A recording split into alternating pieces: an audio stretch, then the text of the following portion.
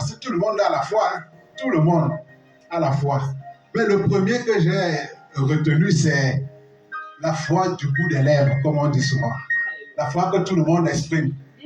La foi que même le braqueur qui te tue en route là exprime aussi. Parce qu'il a une foi. S'il n'a pas la foi, il ne va pas t'attaquer. Hein. Hein? Mais est-ce que c'est la même foi que nous autres, que ce que toi aussi tu exprimes? Nous avons la foi du bout des lèvres. Et nous voyons que nous avons un verset qui sous-tend ce point qui est Luc 6, 42, 46. Ce passage, si on peut rapidement le lire. Luc 6, verset 46. Non, Seigneur, non? Mais est-ce que nous faisons ce qu'il dit? Ah non, nous ne faisons pas tout ce qu'il dit. Mais nous sommes tous là à invoquer son nom.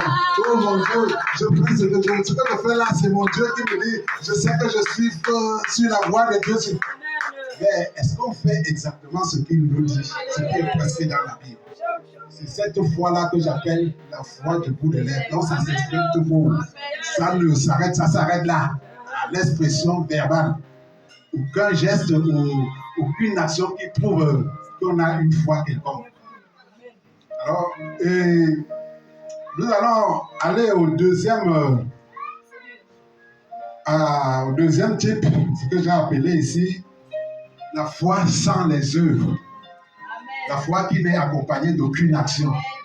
La foi qui restera du bout des lèvres là vraiment. Parce que la Bible nous dit, la foi sans les œuvres est morte. Si ta foi n'est pas accompagnée des œuvres, ça veut dire que toi-même, tu n'as pas foi à ce que tu dis.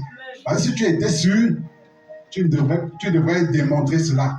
Et comment est-ce qu'on peut démontrer? Nous voyons aussi souvent, quand nous regardons même les grandes campagnes d'évangélisation qui se font un peu partout là, beaucoup de guérisons se font, beaucoup de miracles se font. Mais si vous observez bien, vous allez voir que si vous connaissez quelqu'un qui a été guéri ce jour, ou bien qui a eu une transformation ce jour, je vous jure que beaucoup retombent dans le... Hein? Vous allez voir un handicapé qui jette les béquilles et qui marche.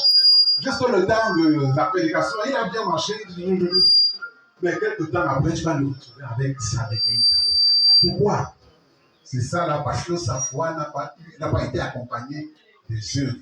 Lui-même ne croit pas qu'il peut marcher. Lui-même il n'a pas encore véritablement cru que vraiment Dieu peut me délivrer. Amen. Parce que s'il avait cette foi, il y en a qui guérissent comme ça et qui gardent leur guérison. Hein, parce qu'ils mettent en pratique cette deuxième partie-là qui dit démontrer. C'est-à-dire toi-même tu dois affirmer que je suis guéri, je suis.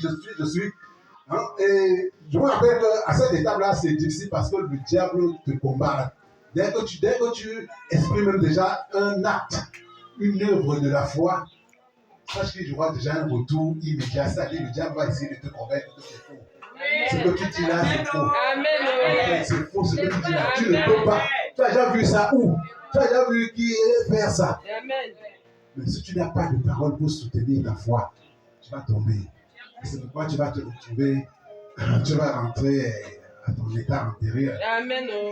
Or, si lui simplement d'ajuster à la foi que tu as eue, qui t'a dit que oui, tu l'es, je suis guéri, j'ai réussi, j'ai tout ça. Autrement dit, ce serait vain. Alors nous allons passer la dernière type que nous avons énuméré, c'est cette foi-là qui est accompagnée des œuvres. Hein? Quelqu'un qui, même ici souvent nous voyons comment les délivrances que Papa Christ fait, ça se fait devant nous. Nous voyons souvent que c'est la même chose se reproduit.